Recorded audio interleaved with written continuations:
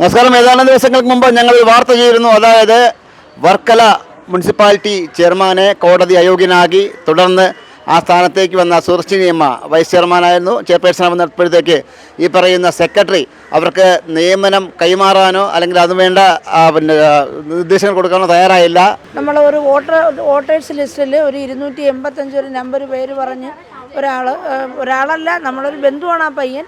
അവനെ കൊണ്ട് ആരെങ്കിലും ചെയ്യിക്കുന്നോ അവൻ സ്വയം ചെയ്യുന്നോ ഇതൊന്നും എനിക്കറിയില്ല. പക്ഷേ അവനിവിടെ കൊണ്ട് പരാതി കൊടുത്തു.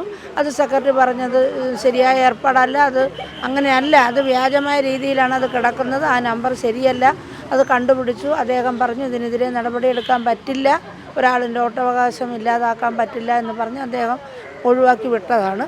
വീണ്ടും ഇത് എങ്ങനെയാണ്, ഇത് ആരാണോ എനിക്കറിയില്ല, എൻ്റെ വോട്ടവകാശം നിഷേധിക്കാനാണോ രാഷ്ട്രീയ ഇടപെടലുകളാണോ ഒന്നും എനിക്കറിയില്ല. എന്തായാലും ഇദ്ദേഹം 2-3 ദിവസത്തിന് മുമ്പ് കൊണ്ടുപോയി അവിടെ JD ഓഫീസിൽ കാരണമാണ് പറയുന്നത് വോട്ടവകാശം ലഭിക്കാത്തതിന്. അമ്മ ഇത്രയും കാലമായിട്ട് എനിക്ക് ഞാൻ എത്രയോ വർഷങ്ങളുണ്ട് ഞങ്ങൾ ആ അഡ്രസ്സിൽ തന്നെയാണ് വോട്ട് ചെയ്യുന്നത്. എൻ്റെ ഭർത്താവ് 18 വയസ്സ് മുതൽ വോട്ട് ചെയ്യാൻ തുടങ്ങി, അതും ആ അഡ്രസ്സ് തന്നെയാണ്. വിവാഹം കഴിഞ്ഞു ഞാൻ ആ അഡ്രസ്സിൽ ചെയ്യുന്നു. ഇപ്പോൾ എൻ്റെ കുട്ടികൾ ഞങ്ങളെല്ലാവർക്കും റേഷൻ കാർഡ് മുതൽ എല്ലാ ഒഫീഷ്യൽ രേഖകളും ഈ ചന്ദ്ര കോട്ടേജിൽ തന്നെയാണ്. പെട്ടെന്ന് അപ്രത്യക്ഷമാവുകയല്ല. 285 എന്ന നമ്പർ പറഞ്ഞുകൊണ്ട് അത് വേറൊരാളുടെ നമ്പറാണ്, ഈ പരാതി ഉന്നയിച്ച ആളിൻ്റെ നമ്പറാണ്. അതിൽ ഞങ്ങൾ വോട്ട് ചേർത്തു എന്നാണ് JDക്ക് കൊടുത്തിരിക്കുന്ന പരാതി. വർഷങ്ങൾ കൊണ്ട് ഞങ്ങൾ വോട്ട് ചെയ്യുന്നതാണ്. അപ്പോൾ ആ വോട്ട് ഇപ്പോൾ ചേർത്തെന്ന് പറയുന്നതിനകത്ത് ഒരർത്ഥവുമില്ല.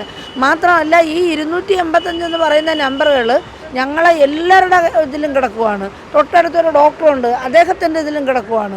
അപ്പോൾ പിന്നെ ഇത് ടെക്നിക്കൽ തകരാറാണ്. ഒരു 285 വിഷയം. ഹൈക്കോടതി ഈ ഉത്തരവ് റദ്ദാക്കുകയും ചെയ്തു.